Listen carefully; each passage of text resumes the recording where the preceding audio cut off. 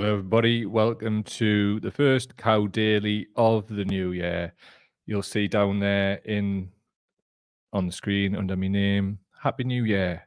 And that's as happy as it's going to get because I'm just going to level with you in the spirit of honesty and whatever. I'm not happy. I've had to fully force myself to do this today, like properly force myself. I just can't even get into why, right? Like at this point, but honestly, just so hard to get this done today. I don't even know what to say. I'm going to stick the tunes on in the time on a tradition, though. We'll wait for people to join after the lag and all that. See you in a bit. Well, wouldn't start.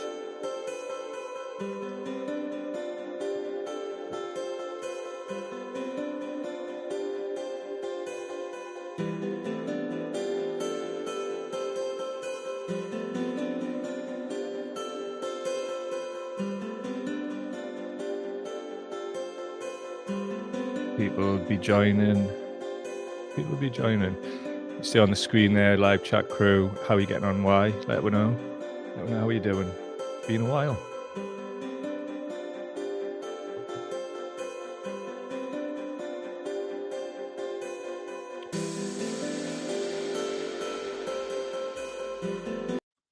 Right, that'll do that. Let we crack on. As I said, if you just joined the stream now, I've had to make myself do this today. So let's see where we end up. Anyway, first thing I want to say is this. 2 years ago today, Alice Wolf and I were doing a live stream. And it says yesterday's test live stream. Those who may have missed it, etc., etc. Back then, and I don't know if you can see it on the screen or whatever, and for a while before that, I was suffering with what I now know to be long COVID. And I mean, it still has its impact, but I've managed, as you know, if you've been listening for a while, to come through the worst of it. And it's one of the things that's made us like so charged to actually keep fighting for this. And the reason I want to bring this up, I want to just thank Alice Wolf. I texted her this morning with this very thing and just told her how much her support back then meant to me. Because what you might not realize is, like, without her, I wouldn't be here now. And I don't just mean like doing this, I mean quite possibly life. Because what was happening at the time was I didn't know whether my brain was going to work properly again. I'd had it where my physical body wasn't working, obviously because I had a spinal surgery in 2017, which was then led into obviously the pandemic. And before that, not far off the anniversary for that, my pal, he died. That was in January of 2019. I also now know that in August 2019, I was incredibly ill. And I mean, it basically, it seems like it was OG COVID, and then that's what triggered this. This year, I hope to be able to afford to get some testing done, some blood work to find out exactly what the picture is. I'll obviously share it with you on here when I can afford it. But yeah, I just wanted to big up Alice Wolf. I mean, obviously I'm having a bad day today, but like a bad day alive is better than a day not here, I guess.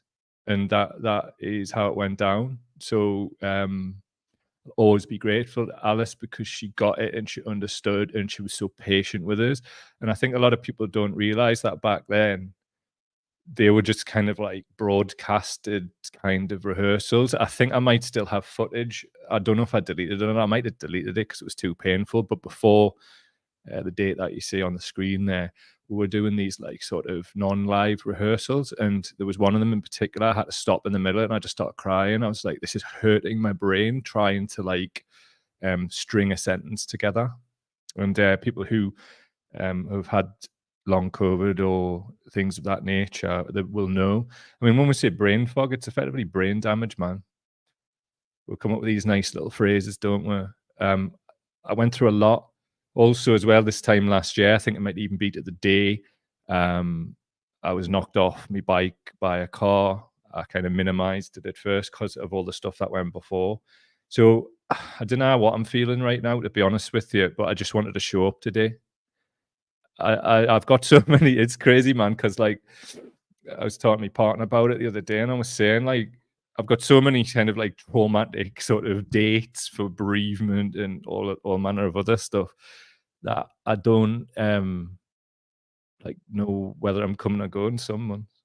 You know, I mean June's a good one as well, and it's like you have to adapt and you have to learn new ways to do it, and friends are important for that, and that's why I wanted to thank Alice.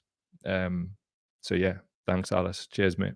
And yeah, and just what a torrid time it all was.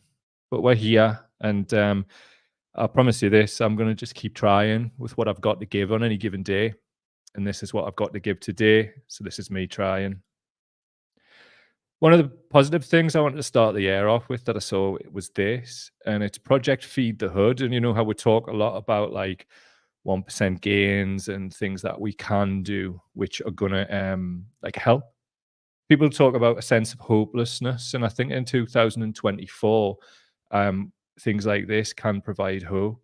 So basically, what Project Feed the Hood is taking some like it says here, it's in Albuquerque, New Mexico, so it says vacant lot to thrive into a community garden. There's a before and after picture on the screen for audio people, and I'd love to see things like this spring up, and obviously cut out the sort of economic system of food and actually give food to people or at a low cost to keep that thing running, to buy like a new spade when it snaps or things like that, you know.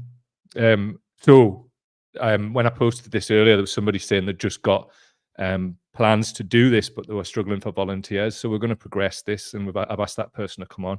I haven't seen whether she's got back to us yet, actually. So today, I'll do my best for you, and we'll take it from there. I mean, it's not a great way to start the year, but I want to point out this time last year, I did a new year, new me, feeling great thing, because I was literally last thing I said on that podcast was, I'm going to jump on my bike. And I did. And some dafty knocked us off.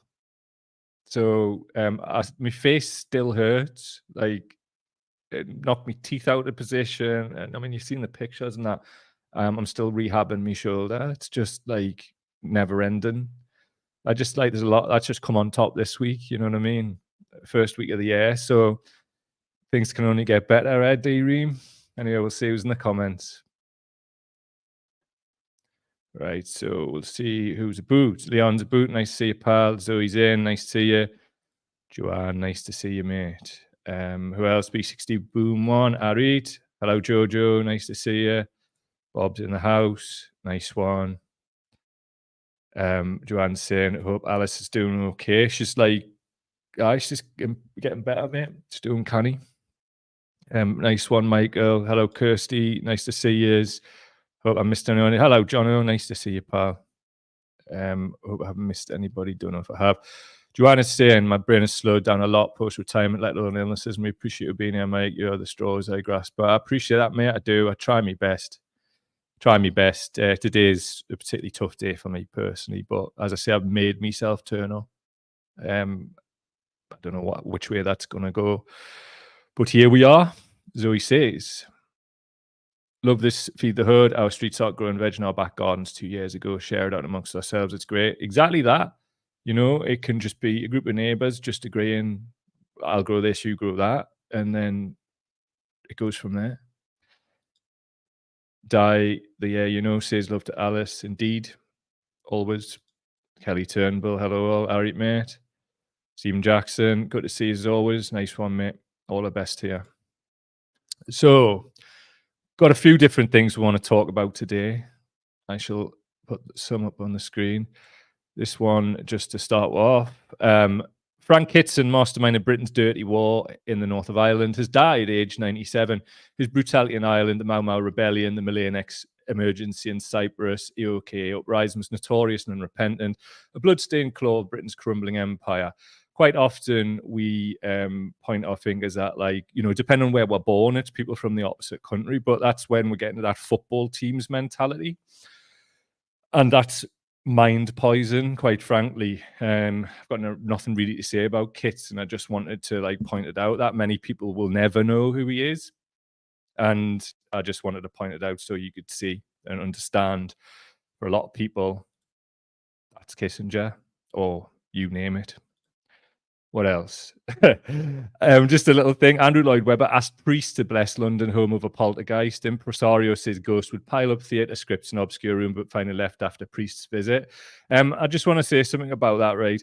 This motherfucker flew on our money from New York just to vote in the House of Lords. I can't even remember what it was, but it was something about like capping benefits or something. It was something like horrifying, and he claimed a first-class flight and So I hope that's one of the many people who died from austerity haunting the fucker. Quite frankly, Happy New Year, you prick. This one, I just want to kind of like report it. I'm not going to give you an opinion on it. You probably understand why, but here it is. So anyway, at Loki Online says, meet Alan Dershowitz, tipped to be Israel's lawyer in The Hague next week. Loki has linked a screenshot from the Epstein files released from some court stuff. I'm not going to read out what's said because it is really triggering and whatnot, but it describes allegations of rape and sexual assault by Dershowitz himself. So anyway, why am I bringing this up? Breaking. The International Court of Justice announces a public hearing on January 11th to 12th for South Africa's case filed against Israel over genocide in Gaza, historic moment for Palestine and all of humanity. This is from Barak Ravid, a journalist. He says, Israeli officials say Netanyahu wants Alan Dershowitz to represent Israel at the International Court of Justice in The Hague, hearing next week about South Africa's accusation that is conducting genocide in Gaza. I called Alan Dershowitz, who didn't deny and said I can't comment about it at this time. Again, just reporting. This is from Ashok Kumar. From the newly released Epstein files, Epstein forced Steinmeier Jane Doe number 3 to have sexual relations with former Harvard Law professor Alan Dershowitz, a close friend of Epstein's and well-known criminal defense attorney. Israel has proposed Dershowitz to defend them at the ICJ. Just a bit of background. From the New York Times, Dershowitz was part of clemency effort for paedophile tied to Middle East talks. Reports say US official discouraged idea of commuting George Nader's 10-year sentence for child sex trafficking, while then Israeli envoy Dermer was non-committal. Also, this is an article that Dershowitz wrote, and this is statutory rape is an outdated concept. From Twitter, this will go down as one of the most unbelievable, but have you condemned Hamas yet? Dershowitz wrote this article wanting the age of consent lowered so that men couldn't be convicted of raping 15-year-old children. As I say, I'm just reporting this as a matter of historical record. What we have here. This is unbelievable. I'm not going to play it because it was on Fox News and it'll be copyrighted. But what he was interviewed on Fox News, Dershowitz, I think it was yesterday, and his response to this being put to him about Epstein was, I want to have a list of all the radical feminists who are pushing hard to get the names from the Epstein list revealed. I want to know how many of them have ever actually condemned Hamas for the rapes. Okay. So here's another one, just for the historical record. Alan Dershowitz helped sex offender Jeffrey Epstein get a plea deal. Now he's tweeting about age of consent laws. I'm going to continue to speak out until the day I die, the Harvard Law professor told Vox. Just an aside here, this from 19th October 2021 in The Independent. Steve Bannon, who we spoke about on this show quite a lot, made friends with Epstein because he believed he was a spy, report claims. He was trying to replace Epstein as a source for information from various intelligence networks. And again, reportage for you. I'd just like to point this out as well. The Times of Israel's Hebrew sister site, Zeman Israel, reports that Israeli officials have held clandestine talks with the African nation of Congo and several others for the potential acceptance of Gaza immigrants. Congo will be willing to take in migrants, and we're in talks with others, a senior source in the security cabinet tells Shalom Yerushalmi. we were speaking about this yesterday, and it would seem, but we'll find out, I'm sure, well, I hope we'll find out at the International Criminal Court, that this could meet the threshold for the forced displacement under the whole genocide case. Obviously, under law, duress is the most important thing, and obviously bombing people, carpet bombing people's homes. How could you find anything that was more open and shut than that? But we'll see. We'll see what the legal process does. Just in the interest of balance, numerous court documents identifying associates of paedophile Jeffrey Epstein have been made public. Some of the high-profile names in the court documents include Prince Andrew, the former US President Bill Clinton, Michael Jackson, and the magician David Copperfield. There's plenty more, but at the time going to publish, whatever we want to call this, that's what we have. I haven't had a chance to go look at any deeper, but that should be enough. Also, one thing I want to remember to say it is as well, never ever slip into this like it's a football team. There's people on all sides of the so-called political spectrum, as we're shown it at least. And as I say, in the interest of balance, Dershowitz would be more on the right in America. Bill Clinton, ostensibly a sort of liberal left president, people would have said or would have thought. There he is, front and center. Let's see how that one plays out there. This one I just wanted to point out, and just, have you seen this picture of a Christmas of how staged is this? And then basically for audio people, it's Rishi Sunak's family, his two little girls, his wife, and him cooking. The tagline reads, "Spot the people who've never cooked for themselves in their lives." It certainly looks like that. And I just this whole Union jacket thing, and it's just all playing to some of the worst people, and just this imagery, it's just such a fucking beg to the wrong people. I just wanted to show it. So anyway, another thing I wanted to show, there's a picture here, and this is from Amanda Hu on Twitter, taken on January the 3rd, 2024, in year 5 of an airborne virus pandemic. Public health fail, it says. What it is, help prevent the spread, on a table, and there's some sanitizer. We've talked about this before on here, and we'll talk about it now. The start of the pandemic, we were wearing baggy ass masks that were about as much use as a chocolate fire guard, and we're sanitizing our hands to an airborne virus. So basically, just cutting straight to the chase, what we really should be doing is wearing FFP2 masks and above and cleaning the air. As you can see here, somebody's used Photoshop and mocked it up. So really what it should have is help control the spread, and there's a box of FFP2s on the desk. It's a huge failure in public health messaging, and I hope in 2024 now we can really change that around. And do you know what it is? I'm really starting to see some people coming around to it, and sadly it's because it's touching their family. It's quite a few people actually, and one of the heartening things over Christmas was writing that Christmas guide. Quite a few people have invested in in terms of purifiers, the viral spray, and other things too. And it's been really gratifying when people get in touch and thank us, and I appreciate that. You know what I mean? I feel really low and down generally today, and that's been one of the things that's been really helpful to us. When people tell us that the things that we're putting out and we're working on and we're trying to make better benefit them. And I'll tell you why. That in and of itself makes us feel good. It makes us feel good that I've helped, but also that there's people with kids and whatever, and they're saying somebody in the family had COVID over Christmas, and because of the sprays and whatever else, nobody else caught it, which is we're just trying to literally stop the spread. I mean, we've got to adapt and actually live with COVID here. But anyway, that's the crack.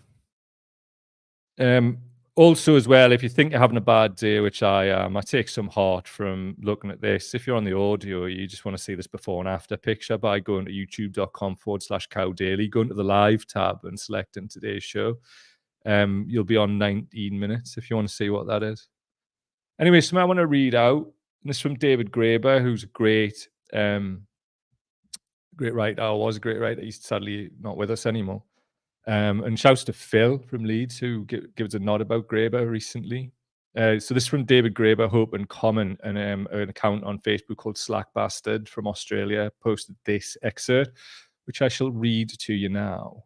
Hopelessness isn't natural. It needs to be produced. If we really want to understand this situation, we have to begin by understanding that the last 30 years have seen for the construction of a vast bureaucratic apparatus for the creation and maintenance of hopelessness, a kind of giant machine that is designed first and foremost to destroy any sense of possible alternative futures.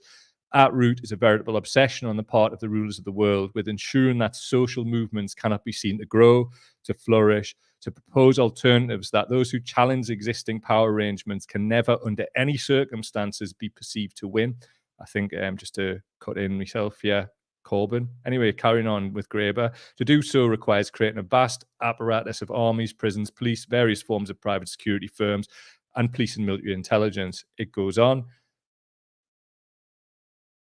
Propaganda engine of every conceivable variety, most of which do not attack alternatives directly so much as they create a pervasive climate of fear, jingoistic conformity, and simple despair that renders any thought of change in the world seem an idle fantasy.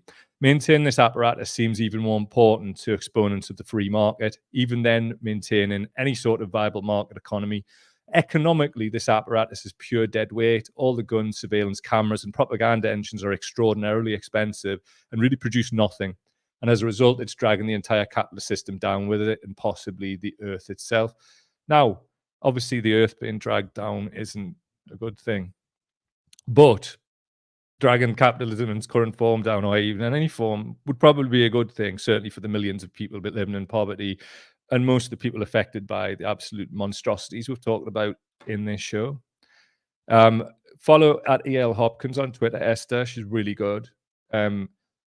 She points out people with long COVID should avoid intense exercise, say researchers, and it's just something that's come out today, and it's something we've talked about for a long time, and something that I understood simply because I used to do ultra marathons. I had a resting heart rate of 34, and then my body completely changed and got wrecked, and I couldn't use it properly anymore. And I was like, well, I understand this because this isn't normal to me, and because I had lots of data on how my body performed from training before. This is when I started to get my head around like what this was. And don't forget, I got my first infection in 2019, which, to put it into context, was before the second Corbyn general election, which was obviously in the December. So Esther quite rightly points out, after saying about the long COVID problems, please don't make COVID positive children return after 3 days. The safety of all is at risk. Please read article on post-COVID exercise. The current policy is kids coming back to school after 3 days of infection, which is just nuts. Also, a bit of something that I really feel alongside like things like Feeding the Hood and other initiatives is something we can do.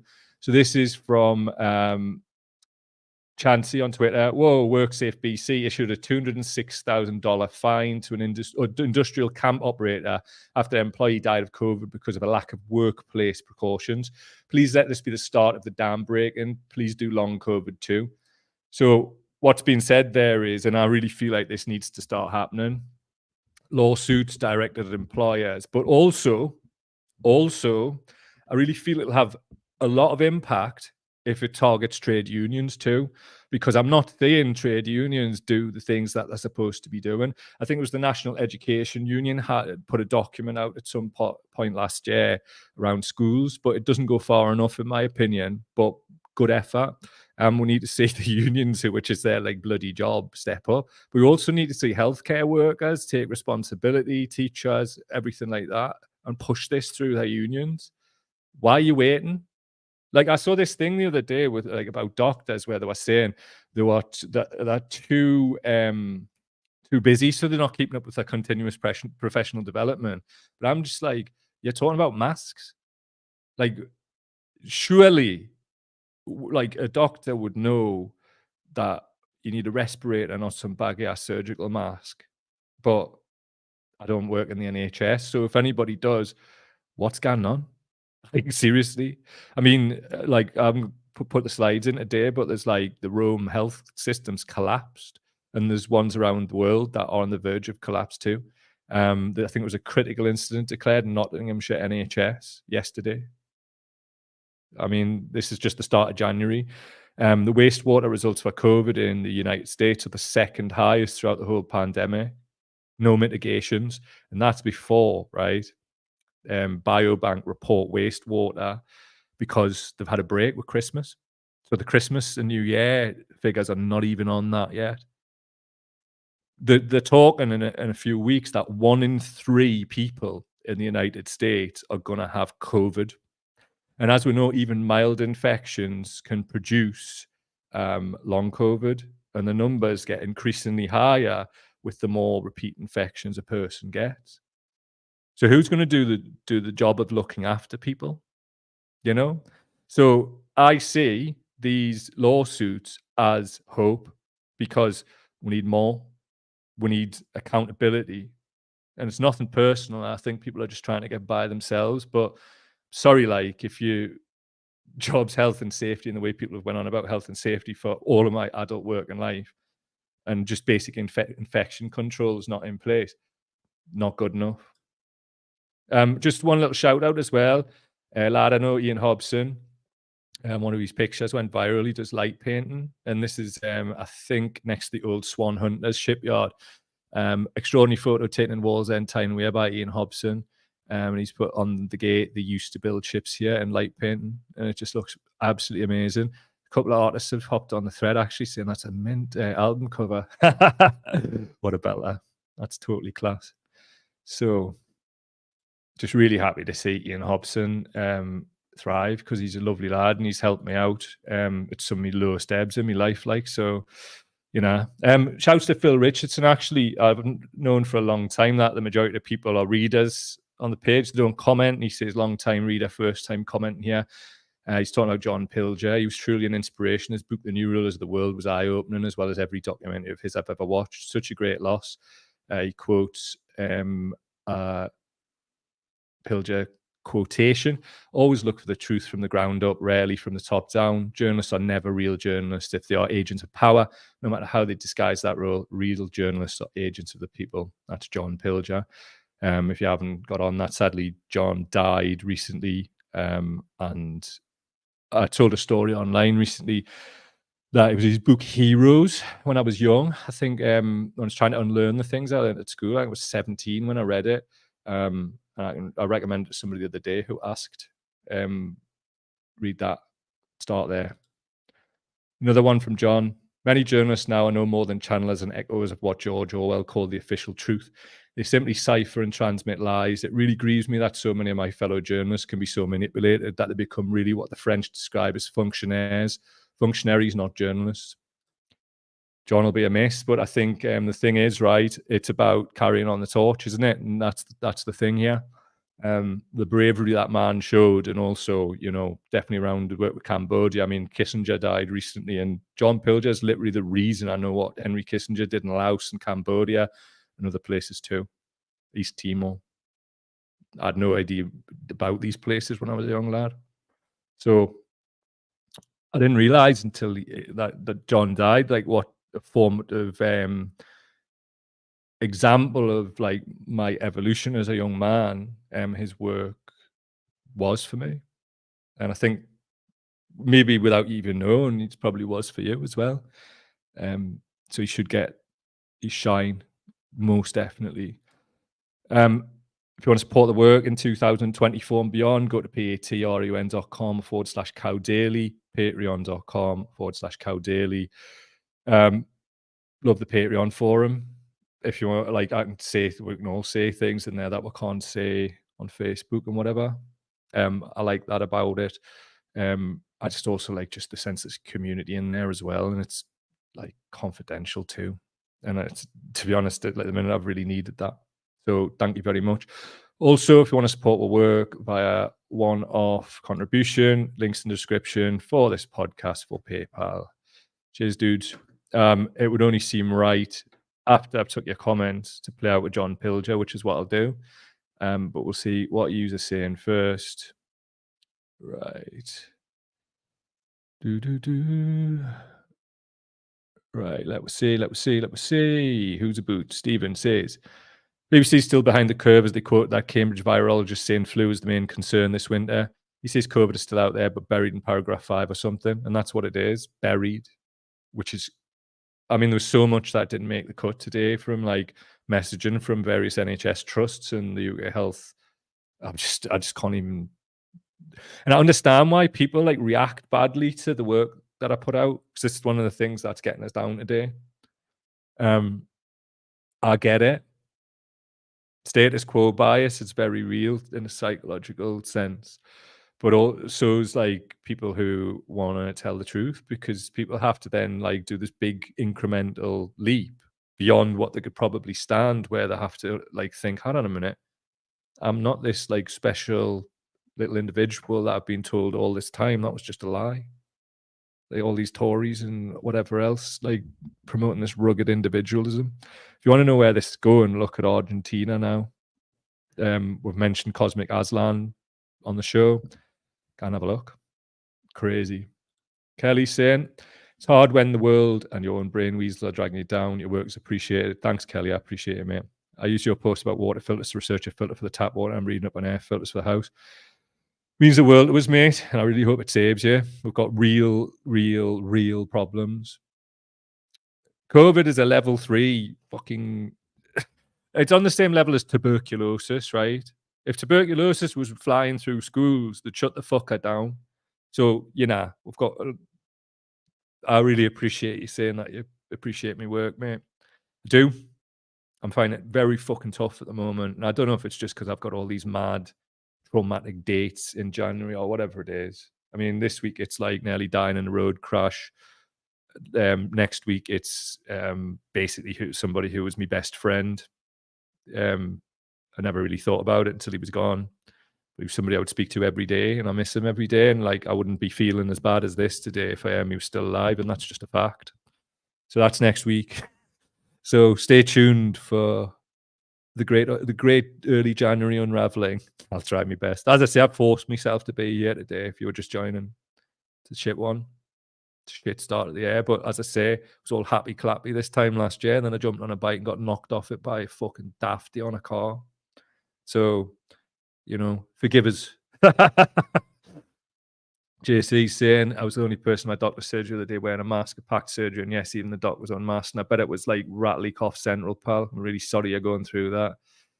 He also goes on to say, I have the 100-day cough, wiped me out, kids were shitting themselves, thought I was going to die. I did too. And of course, high-strength antibiotics now, still rough a weekend. Do us a favour, mate. Send an inbox on the page and we'll have a chat, right? And I'll see if I'll be able to put you on to something that might help you. Shouts to Duncan, who's just popped up there. Love you, mate, and congratulations on your nuptials, as they say. Love you, mate. Well done. All the best. Right. It would only seem fitting. JC's saying, we'll do, brother. Nice one. Do that, man. Just one before we go. 2 seconds. My whole thing's gone Raj.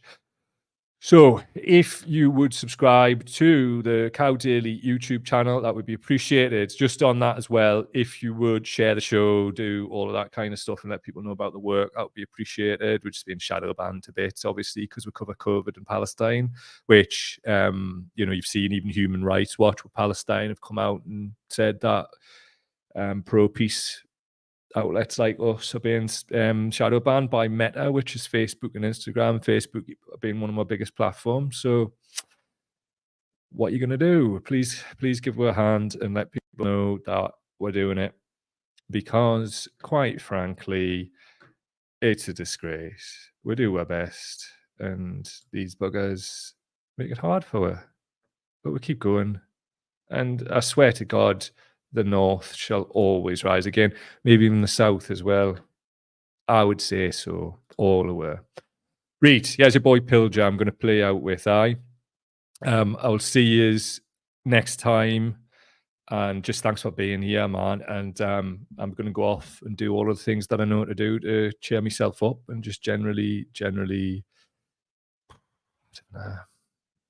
don't even know what to do. There's just a whole morass of different things going around my head. Anyway, here's your boy John.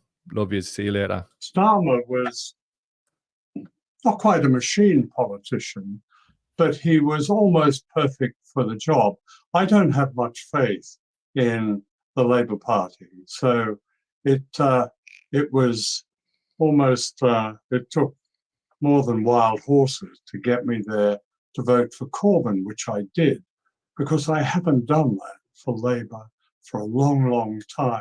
And Starmer seems to embody the Labour Party. The Labour Party has always been glued to what we would call the establishment. It's always been the buffer at best between extreme conservatism and the rather light version that Labour does represent. So Starmer is that, but Starmer is an altogether more sinister character, in my opinion. You know, he ran the Crown Prosecution Service at the time that Julian Assange was in the Ecuadorian embassy, and thanks to the journalist Stefania Maritzi, who mined the Freedom of Information files, we know that Starmer's CPS deliberately kept Julian in this country when the Swedes were saying, that's it, we've had enough. Whatever their project was has failed. But no, it was Starmer's CPS that has kept it going. I mention that because you'll know how important, in a far more than a symbolic way, the Assange case is. So that's my only really knowledge of Keir Starmer, except that, you know, he got the obligatory knighthood apparently for those who run the CPS. Otherwise, I know absolutely nothing about him. He is yet another right-wing Labour leader. Oh, go on then. Let's have one more, just for the crack, because that's all it is. Here's the man John Pilger was talking about, Keir Starmer. This is from the peerless @Stall Sanaforth on Twitter. The work that guy does is respected. Here's Starmer. The FT did a report this summer on a JP Morgan report, which suggested that Peter Mandelson had stayed at the New York townhouse of Jeffrey Epstein in 2009 when he was de facto deputy prime minister, and while the financier was imprisoned for soliciting prostitution from a minor. Do you think that Lord Mandelson, who is of course a close political ally of yours, has some questions to answer? Jim, let me just first, on Peter Mandelson, look, and I do try to give pretty full answers in these sessions. I don't know any more than you do. And therefore, there's not really much I can add to what you already know, I'm afraid. And, you know, that's simply the state of the affairs. Thank you, Jim. Interesting there, Keir. And we include this for the historical record. Hold on, there's a few comments, what he's got, just before we dip off. Kelly's saying, treat yourself gently, keep the light burning. I will, mate. Thank you very much. Kel's saying, nice to see you, pal. Happy New Year, mate, and everyone look after yourselves this year. Joanne, thanks, Mike. See you all later. Love the coup dailies. Right back at you, pal. Much love all. Take care of yourselves, Zoe. All the best. Stephen, good works always. Take care. Right back at you, pal. Much love. Kirsty Bridges, all the best, pal. Keir Starmer, everybody. What you gonna do? Anyway, love to all as ever. I'll go off and do the work on myself that I know how to do, and we'll just see where this goes. But was it a bad start of the year for me? Was it a good start? I don't know. I'm going to go on the side of good because, trust me, I had to fucking force myself to do this today. Refuse to lose. Anyway, all the love.